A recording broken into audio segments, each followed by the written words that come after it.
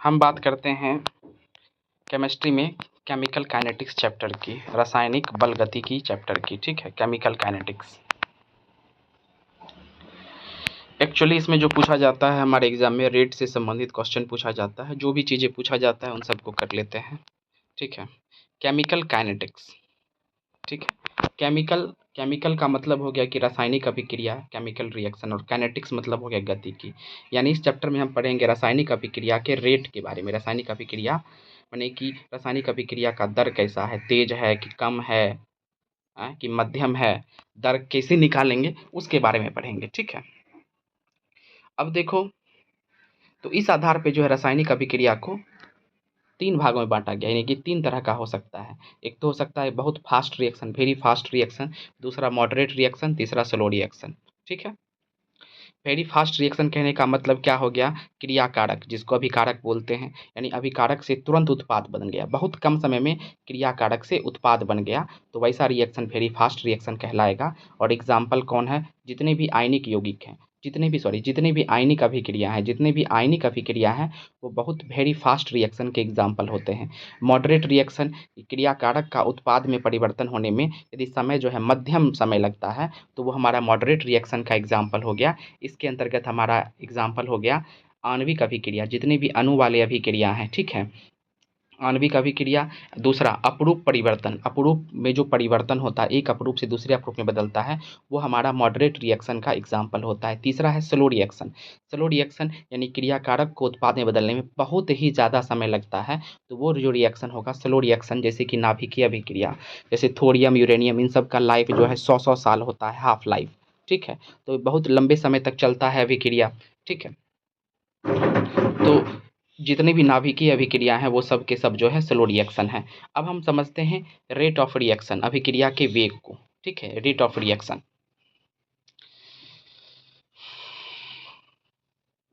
Rate of reaction Hindi में अभिक्रिया का वेग। तो रेट ऑफ रिएक्शन किसको कहते हैं, तो देखो, रेट ऑफ रिएक्शन यानी अभिक्रिया का वेग जो होता है कैसे निकालते हैं, तो इकाई समय में, ठीक है, यानी क्रिया कारक या उत्पाद की सांद्रता में, यानी इकाई समय में क्रिया कारक या उत्पाद की सांद्रता में जितना परिवर्तन होता है, जो या परिवर्तन होता है, वही परिवर्तन कहलाता है अभिक्रिया का वेग, यानी रेट ऑफ रिएक्शन।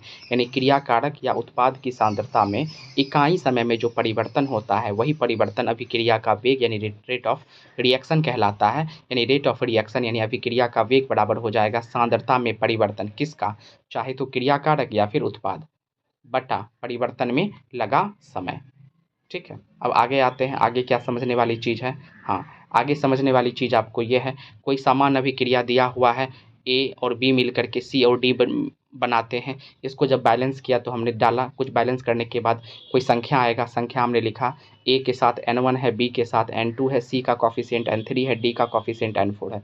इस प्रकार ये हमारा रस समीकरण प्राप्त है। ठीक है, यानी संतुलित समीकरण। ठीक है, अब इसमें रेट ऑफ रिएक्शन निकालेंगे, और ऐसे भी ध्यान रखना है कि जब भी तुमको रेट ऑफ रिएक्शन बोले तो समीकरण को सबसे पहले क्या करेंगे, संतुलित करेंगे। ठीक है, संतुलित कर लिया। अब इस संतुलित समीकरण में रेट ऑफ रिएक्शन निकालना है, तो ए का क्या होगा, तुम ही बताओ। ए और बी क्रिया कारक है, इसकी सांद्रता लगातार घटेगी तो इसको नेगेटिव में लेना है, और सी और डी की सांद्रता बढ़ेगी उत्पाद की, इसलिए उसको पॉजिटिव में लेना है। तो रेट ऑफ रिएक्शन बराबर हो जाएगा -1/n1। ए का जो कॉफिशिएंट है वो नीचे चला आएगा। ठीक है, जो कॉफिशिएंट है वो नीचे चला आएगा, तो -1/n1 dA/dt बराबर, बी का लिखना है तो -1/n2 dB/dt बराबर, सी का लिखना है तो प्लस में लिखेंगे, +1/n3 dC/dt बराबर, डी का लिखना है तो 1/n4 dd/dt। ठीक है, अब अगली चीज़ आप क्या ध्यान रखेंगे, अगली चीज़ आपको ध्यान रखना है कि सांद्रता में जो भी परिवर्तन होता है, ठीक है, ध्यान देंगे,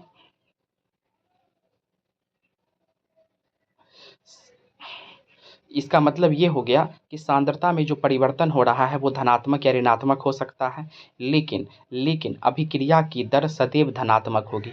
ध्यान रखेंगे इस लाइन को, डायरेक्ट ऑब्जेक्टिव में पूछ लिया जाता है कि अभिक्रिया की दर सदैव कैसा होती है, धनात्मक, ऋणात्मक या दोनों। तो धनात्मक, अभिक्रिया की दर सदैव धनात्मक होती है, सदैव धनात्मक होती है। अगली चीज, अभिक्रिया की जो दर होती है, जो संतुलित समीकरण है, रस समीकरण है, उसके गुणांक पर निर्भर करता है, परंतु निर्माण, निर्भर करता है, यानी अभिक्रिया की दर जो है वो रस समीकरण के गुणांक पर निर्भर करता है।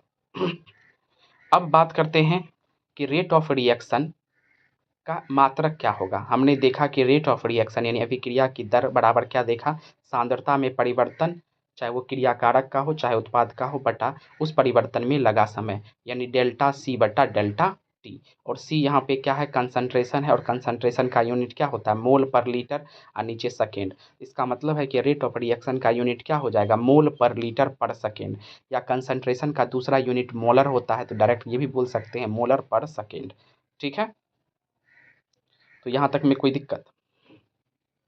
आगे आगे देखो, पीवी बराबर एन आर टी को जो है हम कंसंट्रेशन के टर्म में ही बता सकते हैं। कैसे, देखो पीवी बराबर एन आर टी होता है, तो यहाँ से भी को उधर भेज देंगे तो एन बटा भी होगा, और एन बटा भी बराबर क्या होता है, सी होता है, यानी पी बराबर हम लिख सकते हैं सी आर टी, पी बराबर सी आर टी।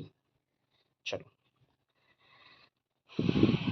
अब अभिक्रिया का दर नियम को समझते हैं, यानी रेट लॉ ऑफ रिएक्शन। ठीक है, रेट लॉ ऑफ रिएक्शन को समझते हैं। तो ध्यान देंगे, ए से यदि हमारा उत्पाद बन रहा है, ए है अब क्रियाकारक, उससे हमारा प्रोडक्ट बन रहा है, तो इस स्थिति में रेट ऑफ रिएक्शन बराबर, जिसको हम स्मॉल आर से भी लिखते हैं, स्मॉल आर बोलो या डायरेक्ट लिखो, रेट ऑफ रिएक्शन बराबर क्या हो जाएगा, के इंटू क्रियाकारक के कंसंट्रेशन का पावर ऑर्डर। एक्स यहाँ पे होगा, जो कि एक्स क्या है, अभिकारक की कोटि है, सॉरी अभिक्रिया की कोटि है, यानी ऑर्डर है। ठीक है, और यहाँ पे के क्या है, तो के आपको याद रखना है कि के यहाँ पे वेग स्थिरांक, दर नियंतांक या विशिष्ट दर नियंतांक है, और के का मान किस पर निर्भर करता है, तो के का मान जो है क्रियाकारक किस प्रकार का लिया गया है उस पर निर्भर करता है, यानी क्रियाकारक की प्रकृति पर निर्भर करता है, तापमान पर निर्भर करता है, उत्प्रेरक की उपस्थिति पर निर्भर करता है। यहाँ से हम पूछेंगे कि बताइए के का यूनिट क्या होगा, तो फिर से समझो कि यदि ए से हमारा उत्पाद बन रहा है, तो यहाँ से आर बराबर, यानी कि रेट ऑफ रिएक्शन बराबर, ठीक है, क्या होगा, के इंटू क्रियाकारक के concentration to the power X, जहाँ एक्स क्या है, एक्स बोलो या फिर ऑर्डर बोलो। ठीक है, ऑर्डर है वो, एक्स नहीं बल्कि क्या है, ऑर्डर है। ठीक है, यानी आर बराबर क्या होता है, के इंटू क्रियाकारक के concentration to the power order. ठीक है, यहाँ से के का यूनिट निकालना है, तो के बराबर क्या लिखेंगे, आर बटा क्रियाकारक के concentration to the power order. ठीक है, आर का यूनिट हम पहले ही निकाल चुके हैं, मोल पर लीटर पर सेकेंड होता है, और कंसंट्रेशन का यूनिट क्या होता है, मोल पर लीटर होता है टू दी पावर ऑर्डर। तो इसी को बढ़िया से फरिया के लिखोगे तो क्या हो जाएगा, mole per litre to the power 1 minus order per second. ठीक है, अब मोल पर लीटर को ही मोलर कहते हैं, तो इसको मोलर के टर्म में ही व्यक्त कर सकते हैं, कि बराबर molar to the power 1 minus order per second. ठीक है, तो अब समझते हैं, देखो दो तरह का आ गया, एक अभिक्रिया का दर हमने देखा, दूसरा अभिक्रिया का दर नियंतांक देखा। अभिक्रिया के दर जिसको rate of reaction small R से सूचित करते हैं, जबकि अभिक्रिया का दर नियंतांक जिसको के से सूचित करते हैं। तो अब दोनों को बढ़िया से समझते हैं। तो पहला देखो अंतर क्या है, कि क्रियाकारक के उत्पाद में जो परिवर्तन होने का जो दर होता है, वही हमारा क्या कहलाता है, अभिक्रिया का दर कहलाता है। कभी तेज हो सकता है, कभी मध्यम हो सकता है, कभी जो है बहुत धीमा हो सकता है, यानी क्रियाकारक से उत्पाद में जो परिवर्तन होने का जो दर है, वही दर हमारा अभिक्रिया का दर कहलाता है। ठीक है, जिसको हम रेट ऑफ रिएक्शन बोलते हैं, स्मॉल आर से सूचित करते हैं। वहीं अभिक्रिया का दर नियंतांक यानी के क्या है, तो ये बाबू कुछ नहीं बल्कि एक समानुपातिक स्थिरांक है, समानुपातिक स्थिरांक है। दूसरा, रेट ऑफ रिएक्शन का मान जो है क्रियाकारक की सांद्रता पर निर्भर करता है, क्रियाकारक की सांद्रता पर निर्भर करता है, जबकि के का मान क्रियाकारक की सांद्रता पर निर्भर नहीं करता है, क्योंकि वो स्थिरांक है, कांस्टेंट है। दूसरा, रेट ऑफ रिएक्शन का मान जो है समय के साथ परिवर्तित होता है, क्योंकि रेट ऑफ रिएक्शन बराबर होता ही है कि सांद्रता में परिवर्तन बटा उसमें लगा समय, यानी समय में परिवर्तन होगा तो रेट ऑफ रिएक्शन बदलेगा, जबकि के का मान का समय के साथ कोई संबंध नहीं है। अगला rate of reaction. Rate of reaction का मान जो है अभिक्रिया की कोटि पर निर्भर करता है, जबकि के का मान अभिक्रिया की कोटि पर निर्भर नहीं करता है। क्यों नहीं करता है? क्योंकि वो कांस्टेंट है, उसको कोटि तोटि से कोई मतलब नहीं है। चलो,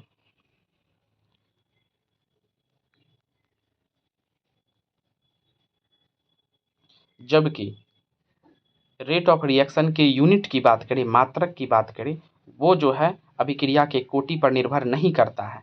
और जबकि के का मान जो है, के का यूनिट का मान जो है, के की इकाई का जो मान है, यूनिट का मान है, के का जब यूनिट निकालने जाएंगे तो वो जो है अभिक्रिया की कोटि पर निर्भर करता है। इस बात का ध्यान रखेंगे, यानी के डायरेक्ट निर्भर नहीं कर रहा है, लेकिन जब के का यूनिट निकालेंगे वो जरूर निर्भर करता है। अब बात करते हैं मॉलिक्यूलरिटी ऑफ रिएक्शन, अनुसंख्यता। तो किसी भी रासायनिक अभिक्रिया में भाग ले रहे कार्यकारी अणु की संख्या को ही अनुसंख्यता यानी मॉलिक्यूलरिटी ऑफ रिएक्शन कहते हैं। यानी जितने भी अणु क्रियाकारक के रूप में भाग ले रहे हैं रासायनिक अभिक्रिया में, उसकी संख्या ही क्या कहलाती है? मॉलिक्यूलरिटी ऑफ रिएक्शन यानी अनुसंख्यता कहलाती है। और किसी भी सरल अभिक्रिया के लिए, कोई भी सरल अभिक्रिया है उसके लिए मॉलिक्यूलरिटी यानी अनुसंख्यता, वह अभिक्रिया की कोटि का मान एक ही होता है। ठीक है, कोटि का मान भी वही होता है कोई भी सरल अभिक्रिया के लिए, जबकि जटिल अभिक्रिया के लिए ऐसा नहीं होता है। तो आप ये पॉइंट नहीं याद रखिएगा। ठीक है, आप बस एक ये याद रखिएगा कि अनुसंख्यता और अभिक्रिया की कोटि दोनों में संबंध है। तो अनुसंख्यता यानी मॉलिक्यूलरिटी, मॉलिक्यूलरिटी जो है थ्योरेटिकल कॉन्सेप्ट है, जबकि अभिक्रिया की कोटि कैसा कॉन्सेप्ट है? प्रायोगिक कॉन्सेप्ट है। ठीक है, अनुसंख्यता हमेशा पूर्णांक में होगा, जबकि अभिक्रिया की जो कोटि होगी वह धनात्मक, ऋणात्मक और शून्य भिन्न सभी हो सकता है। ठीक है,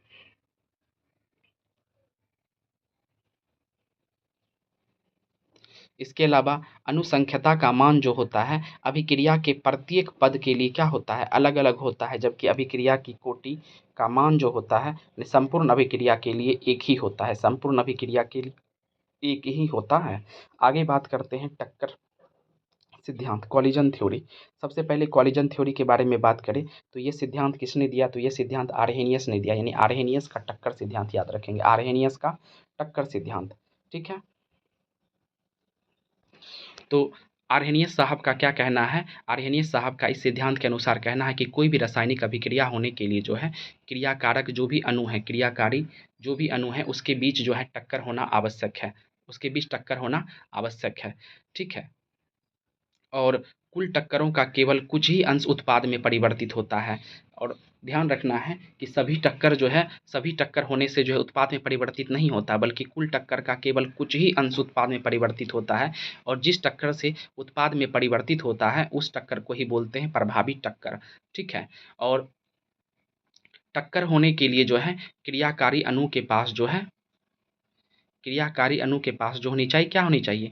टक्कर आवृत्ति होनी चाहिए, यानी कि कितना माने प्रति सेकेंड टक्कर की आवृत्ति, प्रति सेकेंड टक्कर की संख्या जितनी ज़्यादा होगी उत्पाद बनने का चांस उतना ही ज़्यादा होगा, यानी टक्कर की आवृत्ति ज़्यादा होनी चाहिए। ठीक है, प्रभावी टक्कर होने के लिए जो है अणु के पास क्या क्या गुण आवश्यक होना चाहिए? तो पहला तो एक निश्चित शेप होना चाहिए, एक ठीक ढंग का शेप होना चाहिए, यानी कि उचित अभिविन्यास होना चाहिए।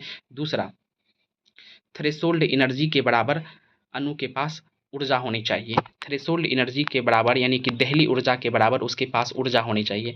थ्रेशोल्ड ऊर्जा एनर्जी क्या है? तो थ्रेशोल्ड एनर्जी वह एनर्जी है जो क्रियाकारक को उत्पाद में बदलने के लिए आवश्यक है, यानी क्रियाकारक को उत्पाद में बदलने के लिए जितनी ऊर्जा की आवश्यकता होती है वही ऊर्जा है, वही आवश्यक ऊर्जा जो है थ्रेशोल्ड एनर्जी यानी दहली ऊर्जा कहलाता है। अब यहीं पे बात करते हैं एक्टिवेशन एनर्जी, सक्रियण ऊर्जा किसको कहते हैं? तो सक्रियण ऊर्जा जो है वह अतिरिक्त ऊर्जा है, एक्स्ट्रा ऊर्जा है, एक्स्ट्रा एनर्जी है, जिससे यानी कि जो ऊर्जा दे रहा था जैसे ही हल्का सा एक्स्ट्रा ऊर्जा दिए, ठीक है, 5 जूल का, तो उससे क्रियाकारक उत्पाद में परिवर्तित हो गया, तो वो जो 5 जूल ऊर्जा है वही हमारा एक्टिवेशन एनर्जी यानी सक्रियण ऊर्जा कहलाता है। ठीक है, अब आप याद रखेंगे कि थ्रेशोल्ड एनर्जी का मान बढ़ाएंगे, ठीक है, थ्रेशोल्ड एनर्जी का मान बढ़ाएंगे तो एक्टिवेशन एनर्जी का भी मान बढ़ेगा, एक्टिवेशन एनर्जी का मान बढ़ेगा। ठीक है, तो सक्रियण अणु जो क्योंकि उत्पाद में बदलना शुरू हो गया तो इधर क्रियाकारक में अणुओं की संख्या क्या हो जाएगी, कम हो जाएगी, यानी सक्रिय अणु की संख्या कम हो जाएगी।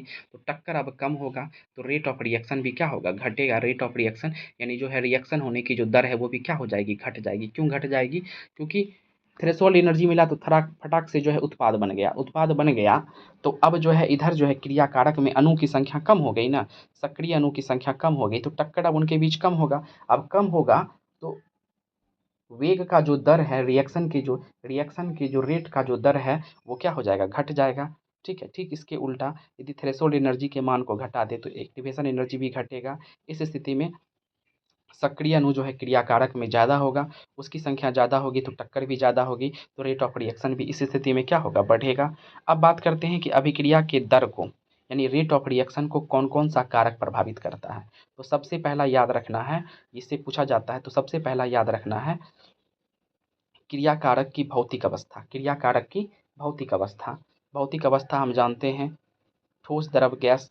ठीक है, तो जितने भी क्रियाकारी अणु हैं आपस में टकराएंगे उतना ही ज़्यादा क्या होगा, इंटरमिक्सिंग होगा। जितने ही ज़्यादा देखो क्रियाकारक के आपस में टकराएंगे उतना ही आपस में इंटरमिक्सिंग होगा और उतना ही ज़्यादा क्या होगा, रेट बढ़ेगा रिएक्शन का। ठीक है, तो ऐसा कब होगा, तो गैस की स्थिति में ज़्यादा होगा, ठोस द्रव की स्थिति में उससे कम होगा, ठोस की स्थिति में सबसे कम होगा। कारण क्यों है, तो कारण बाबू ये है क्योंकि ठोस के अणु काफ़ी सटे सटे होते हैं तो उनके बीच कॉलिजन कम होगा, गैस के अणु के बीच कॉलिजन ज़्यादा होगा। तो रेट ऑफ रिएक्शन सबसे ज़्यादा देखने को किस में मिलेगा, गैस में मिलेगा, फिर उसके बाद द्रव में और सबसे कम ठोस में। अगला रासायनिक प्रवृत्ति,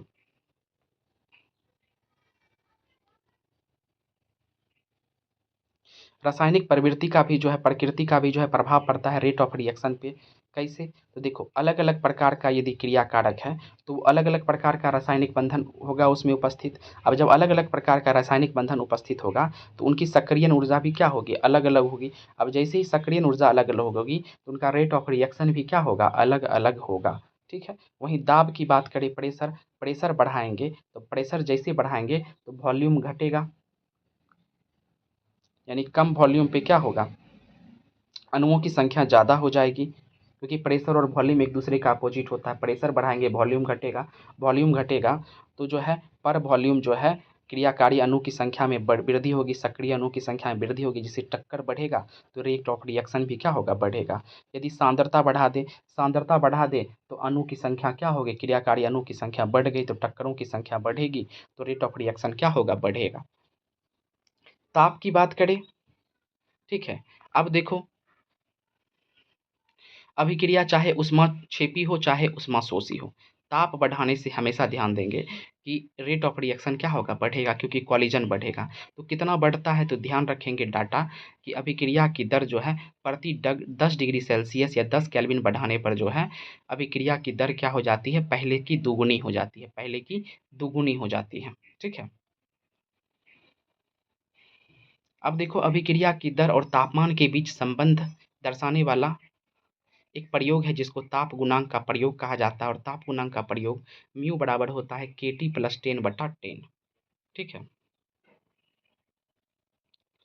अब देखो दर नियतांक और ताप के मध्य संबंध जिसको आर्हेनियस समीकरण कहते हैं। दर नियतांक जिसको K हो गया और ताप टेम्परेचर T, इनके बीच संबंध बताता है आर्हेनियस साहब। आर्हेनियस समीकरण कौन सा है, K बराबर A इंटू E⁻−EA/RT। ठीक है,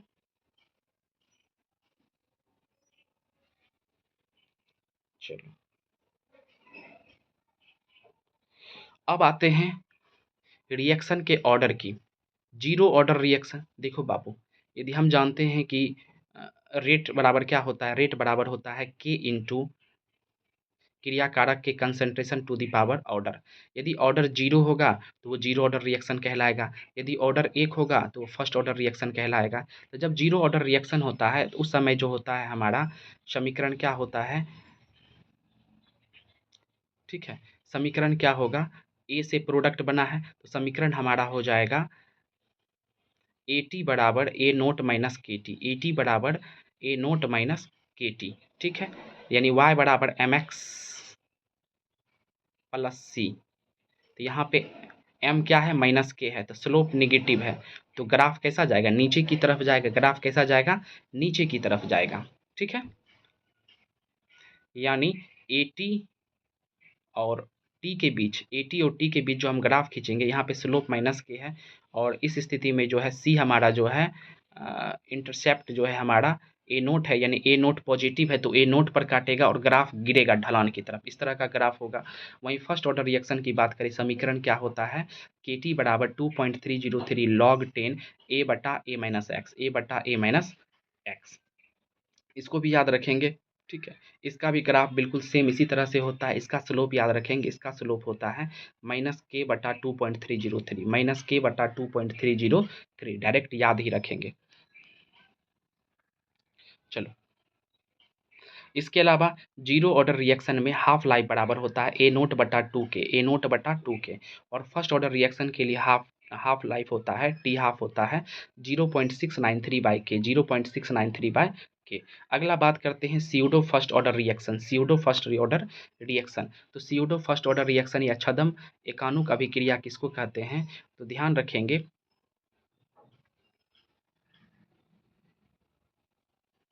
जो इक्षु शर्करा का अम्लीय जल अपघटन है, इक्षु शर्करा का अम्लीय जल अपघटन, इक्षु शर्करा का अम्लीय जल अपघटन छद्म एकाणुक अभिक्रिया स्यूडो फर्स्ट ऑर्डर रिएक्शन का एग्जाम्पल है। और इस अभिक्रिया में जो होते हैं अनुसंख्या 2 होते हैं, और अभिक्रिया की जो कोटि होती है, ऑर्डर जो होती है 1 होती है।